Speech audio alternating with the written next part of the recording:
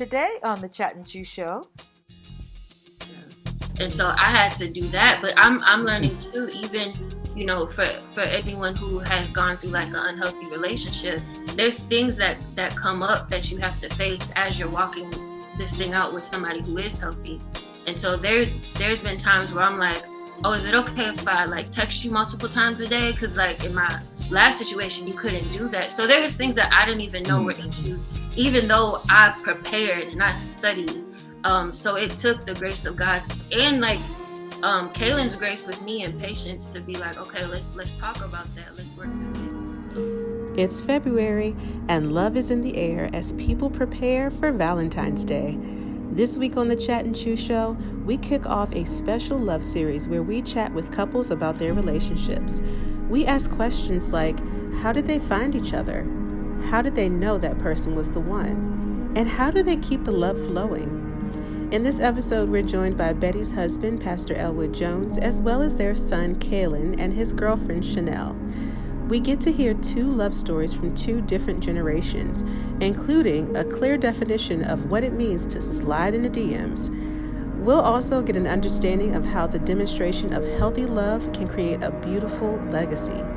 Chat Tribe, you're in for a treat as we discuss how to find and keep true love.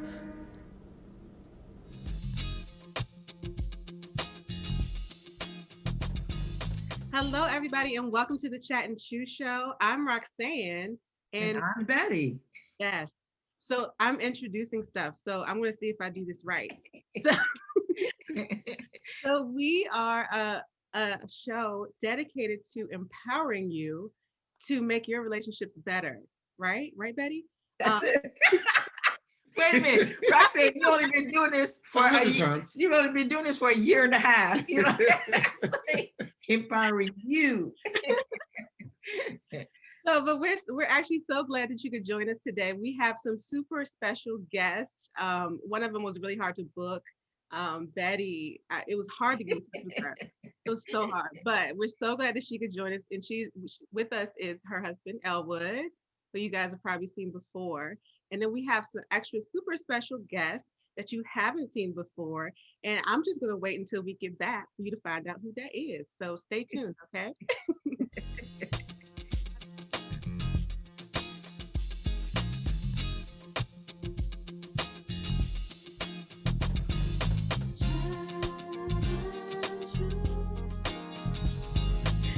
All right, so welcome back. As I mentioned to you, we have a great show today. We have joining us Betty and Elwood. Hi, guys. And then some super special guests. We have Kalin and Shanell joining us as well. Hey. And for those who don't know, Kalin is actually the son of Betty and Elwood. So we are going to see how they hooked up, these two couples, if it matches up. Did he follow dad's plans? Like, did he have the swag that dad had? How did that all work out, you know? And we're actually going to see how these two relationships developed and see if they have some advice for us. So what I'd like to start with is, what is your relationship status? We'll start with Betty and Elwood. Well, we'll see after this episode. We'll see what it's going to be like. I know.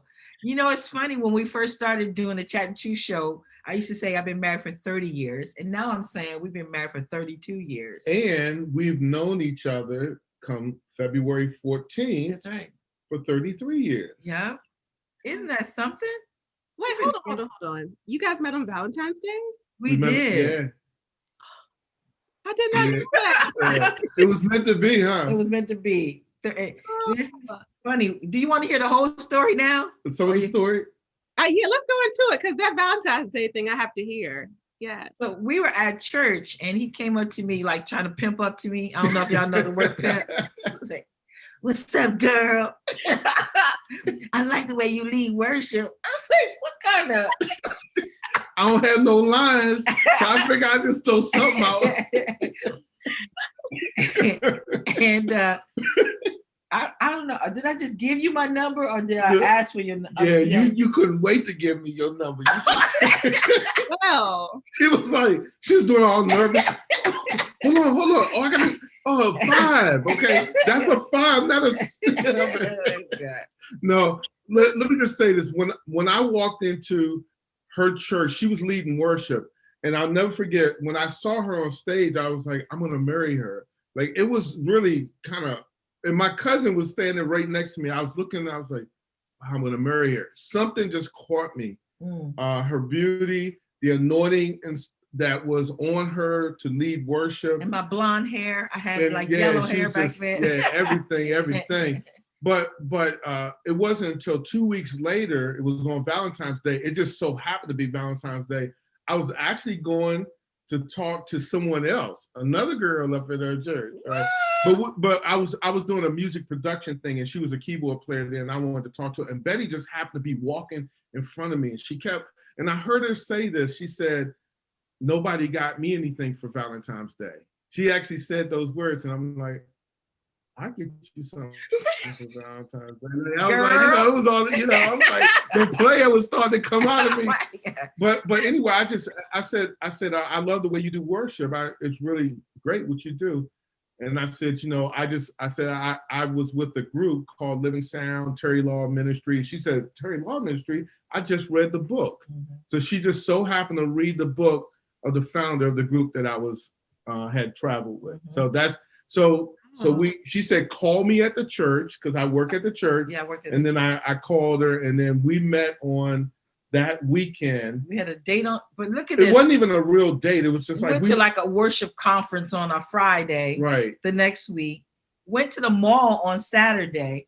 But you guys. And went to my grandma's house. He took me to his grandmother's house on Sunday. Now, this was really quick because I didn't know you before anything, but here we go, 32 years later. Yeah, we were just friends. I mean, in the beginning, Well, right? Yeah, we were friends. Yeah, just friends. I mean, I wasn't trying to book her or nothing like that. Yes, you were. So I really wasn't trying to book. we were met in February, engaged by April, married December. Ooh. I don't recommend that, especially if you don't know them, but it seemed to work out for us. Yeah. But I just want to say this, honey. For me, I just enjoyed being with you. It was just so much fun being with you. So we were together every day. Pretty much every day after we first met. Yeah. And it sounds like when God is involved, you can date on a budget and everything. What it sounds like. No budget. It's peanut butter jelly sandwich. Long walks in the park. Yes. We going to church today, all right? Yes. I love it. I love that story, and like the Valentine's Day thing and everything is like an added, like beautiful part. So I want to get to Kalin and Shanell down there. So how are you guys doing today? Yeah, how you doing? I'm good. You know, I'm loving the love. Right. It's early in Minnesota. Oh, but it's okay. We getting there. We getting there. I need that coffee. Yeah, that's right. So tell me, what is your relationship status? We're single, but we're friends with benefits. Okay. Wait a minute. Okay. On the show. I'm gonna head out.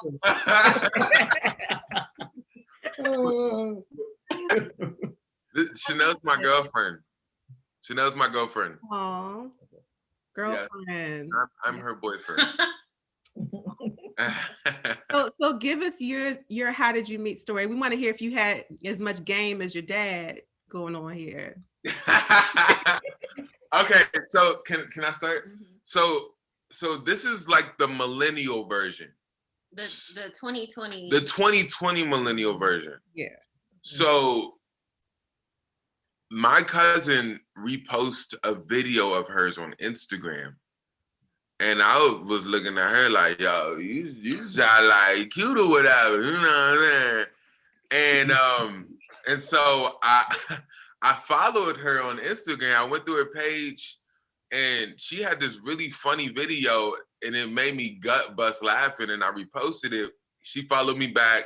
I slid in the DMs, and she was like, I was like, yo, girl, like, I'm about to move to Minnesota. Like, is there any churches out there you try and go with me with? I ain't gonna go with me with, but I was like, is there any churches out there? I was like, okay, no, bye. Long. Nah, for real. It was like, she was like, no, I don't. Okay, bye. But she followed me back, so I was like, all right, I secured the bag partially, you know? Oh my God. And so this is 3 weeks before I moved to Minnesota. And so when I moved to Minnesota 3 weeks after that short conversation, we ran into each other after a church service randomly. What? And she looked at me, and my cousin, the same person who reposted the video, introduced me to her and her friend. And she said, wait a minute. Are you? Okay. So then we were at a restaurant, and we were standing in line to order. So then he comes up with your cousin, Mm-hmm. and then he was like, oh, this is my friend. He just moved into town. And I was like, wait, are you from DC? And he was like, who are you? And we had our masks on. So I was like, take your mask off. And then he took his mask off. I was like, oh yeah, that's you. He was like, take your mask off. And then I took my mask off, and then it was like, oh, we know each other. And then that was it. So 2020. Yeah. Wow. So wait, so when he slid in the DMs though, what did you think about him when he first slid in the DMs? Because you ended up following him, but what was your first impression? I was just like, who is this guy trying to use church to get my DM? Like, I didn't know anything about him. He's like, yeah, I'm moving here. But I mean, his page looked nice, so I follow back. This is so millennial 2020. Like, his page look nice. I'm gonna follow him back. Right. I love it. But who knew you guys would run into each other as soon as you got up there? God. Yeah. Mm-hmm. Yes. And then I heard, okay. I almost didn't go. I true. was about to leave, and then my friend showed up and was like, can you stand in line with me? And I was like, okay, I'll stand in line with you. And I almost didn't go either, because my parents said, you're doing too much, you need to stay home. And I was like, okay, but I went out anyway. My disobedience cost me. I have a girlfriend. That's not the message. That's not the message. How disobedience works out for you. Well, wait, you guys. I just want to say for the record. So when Shanell said, "Who uses church to try to pick somebody up?" and Elwood said, "Well, like father, like son." I don't know if so we did pass down some game in the family. Some. It changed in the DNA, I guess. So the line changed from, "Hey girl, I like your worship," into, "Hey, you know some churches I could go to?" You want to worship with me, girl? Hey, can you explain getting in them DMs, just so for us old people who may not understand getting in them DMs? You are moving to sliding in them DMs? Is that what you sliding in the DMs? Mm-hmm. Okay, go ahead and explain. You direct message the person on the social media channel. Okay. Yeah, it's a direct message. But when you're sliding in somebody's, so it's sliding in somebody's DMs is different from just hitting their DM. Like, if I'm hitting your DM, it's like, I'm just talking. If I'm sliding, like I'm sliding in the DMs, it's like I'm trying to run some game on you, So it's a different thing. I'm sliding. I did not know the difference. It's a slippery slope. A slippery slope for different folks. You know what I'm saying? You got the game, but you don't. So what have we learned so far? That there's a different way that you can meet people now, because we're in a new generation. I would say, if God don't do it, it won't get done. That's a fact. That's so true. That's really real. Because we both had like this God, and like, if I can say God instinct, that was the person. And even, and it's not like you had control over the circumstances. No, can I? So No, because like this, we fully feel like this was God ordained. It's so funny. I went on a date before I met Shanell, and it was like the worst date of my life. It was scary. I had to tell that story for another time, but it was a scary situation. Yeah, and so we met the day after that, literally the day after that, and yeah. Anyway, so but I also think though it's I think the difference between all four of us is what we were looking for. I think. Well, I know I could speak for us.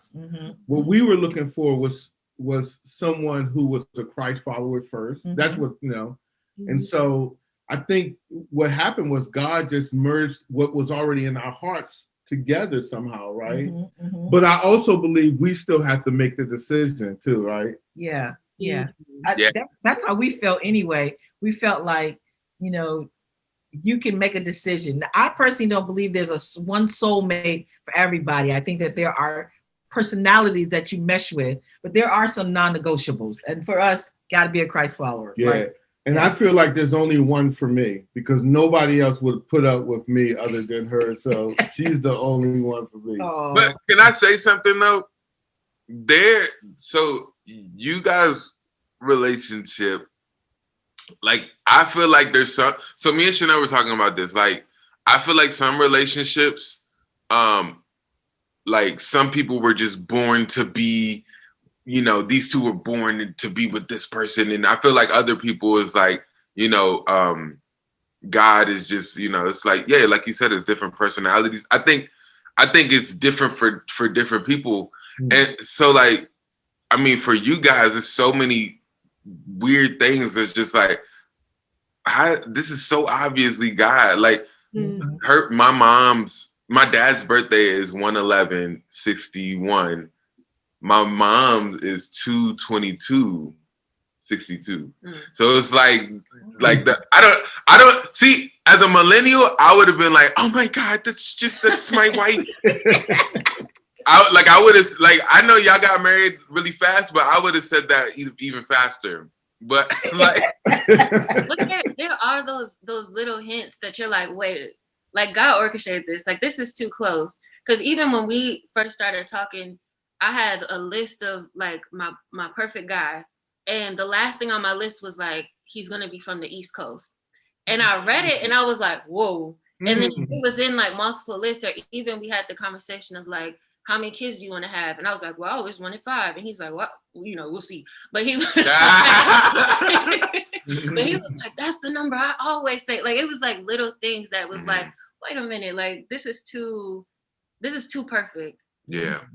So let's talk about the list a little bit, because I know a lot of times when people, we're in February, the month of love, and people start thinking about that. And one thing that oftentimes ladies do a lot, and that is to create a list of some of the things that they want. And I think that's both good and bad, because sometimes when you are, well, not sometimes, all the time, when you're 20, you don't know what you want or need when you're 30. And after living through this, you don't know what you need when you're 40 and then 50. You don't know what you need. And so I think taking a list, and I say create a list so you can have some standards at least, take your list and allow God to help shape that list. You know what I mean? Too, because he can see like the entire thing. We can only see right now, how I'm feeling. But so Shanell, why did you create a list? I'm sorry, Roxy.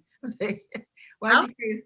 I think I was in a place in my singleness, and none of my lists were recent, but I just remember there were so many people who were like, make a list and pray for your husband. And I remember somebody said she has a picture frame that's empty, and she's like, every night I'll pray to the picture frame. And I'm like, girl. So like, I think it's something to do in your singleness where you're like, let me envision who my husband is. And it's kind of like we turned it into an obsession to be like, I'm not going to be comfortable in my singleness, but I'm going to try to visualize this person. And even when I think about meeting Kalin wasn't the person I visualized in my head. I had a husband in my head.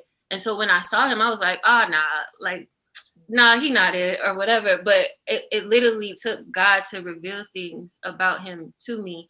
But I also think, like you said, we don't even know the type of people we're going to be. Like the person I was when I wrote the list was not the person I was when I met him, and the things that I needed were completely different.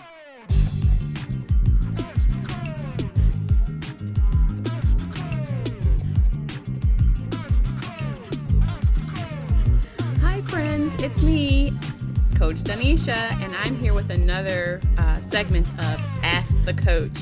I was recently submitted a question on behalf of Chat and Chew to answer, and the question was, how soon into a relationship when it's comfortable for the guy to fart in front of her? when is it okay to fart in front of your girlfriend? I mean, when?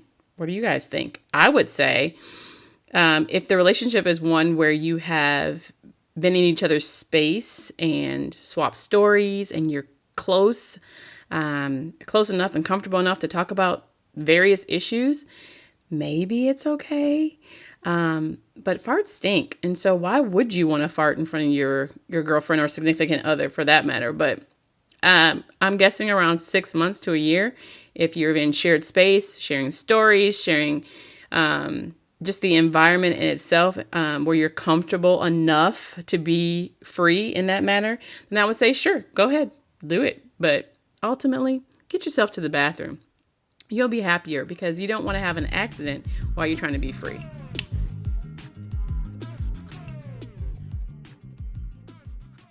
And, at the time that I did meet him. So. And like, I had a list, and before I moved, like, God was speaking to me a whole bunch about like just relationships in general, but I really felt like God told me that I need to minimize my list and trust him. Like, even if it's not what I wanted, like or what I thought I wanted, like, just shorten the list and trust me. And so my list went from like 25 things to 5, and like, yeah, it was just 5 important things to me. God had to be first, a heart to do ministry, someone who knows how to have fun, Proverbs 31 woman, and then I forgot the other one, but there was another one as well. But and Shanell carried all of them, and I was like, we was together, and I was gonna slide in the DMs again, like. It's funny because I feel like you got a couple of things combined in that Proverbs 31 woman. It's like you shrunk that thing and was like, here you go. Right. You compacted the list. I see what you did. Right.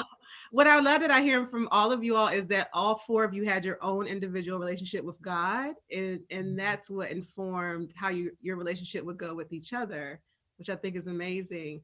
And I want to ask a question about being ready for a relationship, because sometimes people go, well, you're not in a relationship because you're not ready, or they get yourself ready to be in a relationship. Are you ready to be a wife?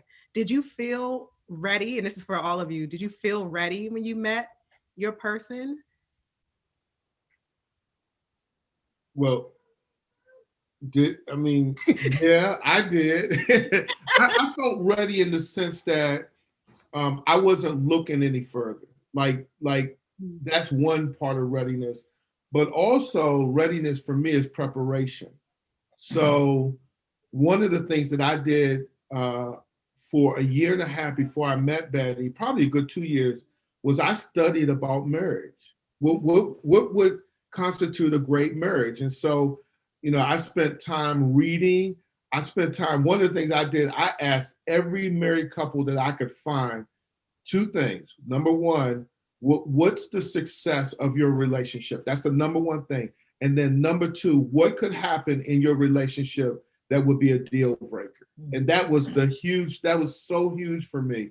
And so in that regard, I was prepared somewhat. When I say prepared, like, nothing prepares you. You don't know until you go and do it, to be honest with you. Yeah. I think for me, because I was like 27, and then the ladies that I hung around, everybody was like anxious to get married and to have somebody. And it's like you couldn't be alone. You had to have somebody, right? And so it was always talk about it. And I was chasing this guy who I was just so in love with him, and he's stringing me along. And I forgot now what happened, because we talking like 30 some years ago. I came in. That's okay.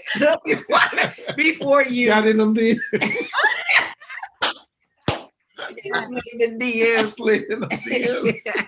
I'm sorry. But I was like, I'm like done. I'm just tired. I'm done. And literally, I said that like on a weekend. I'm done. I'm tired. And literally the next weekend I met Elwood. And when I met Elwood, it was so funny, and we joke about this now, is that I'm like, I'm done with guys. I'm like, serious. He's a nice guy. He could be my friend. So I actually called my friend and said, hey, I met this guy. I think he'll be great for you. She did. She tried to push me off on somebody. And I called her back a few days later and said, never mind, I'm keeping this one. Thank God for that. But I think what I'm saying is that for as far as me being ready, because I had to let go of this desperate, gotta have somebody, you know what I mean? Which clouds your thinking. If you're like, that clouds your thinking. So when Mr. Right comes along, you can't even see him because, or, whatever, you're going for the wrong person because your vision is clouded. So I say, if you can get your heart ready in that, whether it's reading or studying or just letting go, I think then you'll be open. Nice. How about you, Kelly Shanell? I was just gonna say, I think I did the same thing. I did a lot of studying just of like how to date well, like how to what does marriage look like? How do you prepare for it in your singleness? And I just did a lot of like asking questions as well, like just trying to figure out, especially from millennials, because it's just different, it's different than what it used to be. And, I think just wanting to do it well and figure out how to set yourself up well so that, there can be longevity and sustainability, with the divorce rate being 50% and like all this stuff. So I really, spent a lot of time just making sure like, okay, this is what I need to do to prepare myself. I agree. I came from a very unhealthy, toxic relationship from my teenage years that spilled over into my early 20s. And so I spent like 4 years like learning, trying to not put myself back in that situation. And I think my whole goal was redemption. I was obsessed with the idea of being in a new relationship because I wanted redemption from the old one. And God kind of met me and was like, you're not gonna meet anybody, or you can't have a relationship with anyone until you have a relationship with me. And so when I submitted myself to God, it was only God that I was able to be with him, because I was still holding on to a lot of trauma. And so before I even started talking to Kalin, I had this encounter with God through prayer where he was like, I'm trying to prepare you for something, but I need you to write down all of your fears and release them. And so I had to do that. But I'm learning too, even, for anyone who has gone through like an unhealthy relationship, there's things that come up that you have to face as you're walking this thing out with somebody who is healthy. And so there's been times where I'm like, oh, is it okay if I like text you multiple times a day? Because like in my last situation, you couldn't do that. So there was things that I didn't even know were issues, even though I prepared and I studied. So it took the grace of God and like Kalin's grace with me and patience to be like, okay, let's talk about that. Let's work through it. So I think there's a level of preparation as far as like the healing that needs to take place, and also learning about marriage. But there's also this walk that you have to do with the person you're with to kind of continue to unpack the things that you may be holding on to. And also, like, I think like preparation is not just before. I think it's during. Like, I think like when you finally meet somebody, you're like, you learn more about yourself and you learn more about them. That's going to ultimately prepare you for even the next level. And I think like every season that you're in prepares you for what God has next. Like, even though, like, because some people, like, they get to a season, they're like, I finally arrived. Like, I could have gotten what Shanell said, finally, like, I don't need to work on anything. We here now. But it's like, what? No, there's work to do. And, like, you don't want to stay planted at this level forever. We can't, because celibacy is hard, but they gonna be here forever, you know what I'm saying? What I missed that. You're not gonna be here forever. but So you making an announcement, son? No, he missed the joke. He was just I had to explain it to you. You can't be at this level forever because celibacy is hard. Just so you know. Yes. I got that part. I'll explain to you later. I got that part. Okay. I'm sorry. So in staying planted, and so I think preparation is also why you're in it. Like, so that's what me and Shanell were talking about as well. Is like, because I remember early on she asked the question like, okay, we're together now, but how do I prepare? And it's like you prepare while you're in it. So yeah, that's really good. I just want to say this, and I would say even while you're like 32 years, there's still things that I'm discovering about our relationship that's going to cause us to not just survive, but to thrive. And so that discovery of preparation for the next level of your marriage never stops. 33 years, 32? 32. 32. Yeah, it's funny. We're talking about, God, he's in our lives and he's in our relationship. But sometimes people think that means I don't have to put the work in. And even though God is a part of it, he's not going to be the one putting the work in. You have to do it, right? And so there's things about my husband that get on my nerves. I never get on his nerves though, but so you still got to navigate through those type of things in a relationship. So I didn't want people to think, oh, I just got to get a man or a woman who got God in their life. No, it's a little bit more than that. You know what? I was thinking about this today. I was driving the car that Kalin used to have. that I've adopted Kalin's car. It's like he left a puppy. It has nothing to do with anything anyway. But I just took this car for inspection. And had I not done that, there would have been some real problems. I would have broken down. And I think what happens in relationships is we have an expectation about what we want to have happen in the relationship, but we don't do the inspectation. We don't inspect it, And so for our relationship, I feel like there's that word, I want to use that word, that I'm still inspecting mostly what's in my life that may cause friction in our relationship, So if if we're using the automobile as an example, there's always going to have to be an oil change.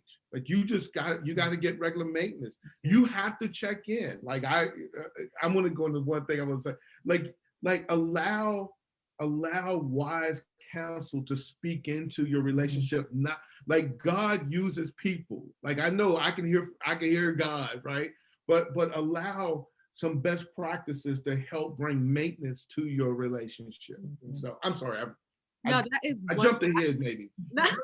That is a wonderful, wonderful analogy. I feel like I've never heard the car analogy to a relationship, but it's perfect because we all understand that ongoing maintenance that comes with the car and don't apply it to a relationship. I think that's a wonderful. Can I say something? You can. I think a healthy relationship is a mirror.